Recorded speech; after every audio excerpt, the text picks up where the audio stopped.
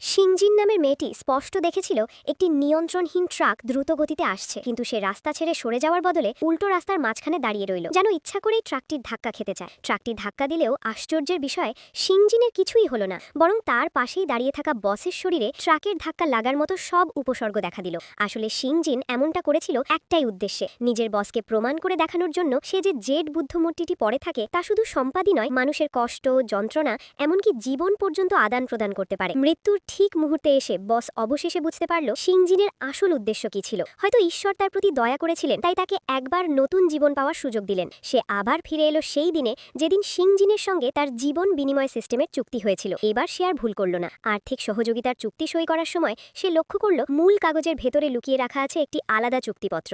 আগের জীবনে সে স্বামীর পরিচয় করিয়ে দেওয়া এক ছোটবেলার বান্ধবীকে অতিরিক্ত বিশ্বাস করেছিল। সে তখন আইনজীবীর অফিসে ইন্টার্ন করছিল, ভালো করে না দেখেই চুক্তিতে সই করে ফেলেছিল। আর সেখান থেকেই শিংজিনের সঙ্গে তার জীবন বিনিময় সিস্টেম সক্রিয় হয়ে যায়। কিন্তু এই জীবনে সে সব জানত। সে জানত তার স্বামী আর শিংজিন মিলে তার আইনজীবীর অফিস আর সম্পত্তি দখল করতে চায়। তবুও সে কোনো দ্বিধা ছাড়াই চুক্তিতে সই করল, কারণ সে ঠিক করেছিল এই দুটা নোংরা মানুষকে নিয়ে সে ভালোভাবেই খেলবে। চুক্তি সই হওয়ার পরপরই শিংজিন জেড বুদ্ধমূর্তিটির দিকে তাকিয়ে চিৎকার করে বলল, চুক্তি স্বাক্ষরকারীর সঙ্গে সম্পদ বিনিময়। পর মুহূর্তেই জেড বুদ্ধমূর্তিটি জ্বলে উঠল, চারিদিকে ঝলমলে আলো ছড়িয়ে পড়ল। কিন্তু অনেকক্ষণ অপেক্ষা করেও তাদের ফোনে কোনো টাকা ট্রান্সফারের মেসেজ এলো না। তারা ভাবতে লাগলো সিস্টেমে বুঝি কোনো ত্রুটি হয়েছে। ঠিক তখনই শিংজিনের ফোনে একটার পর একটা মেসেজ আসতে শুরু করলো। মোট 200 কোটি টাকা ঢুকে গেছে তার অ্যাকাউন্টে।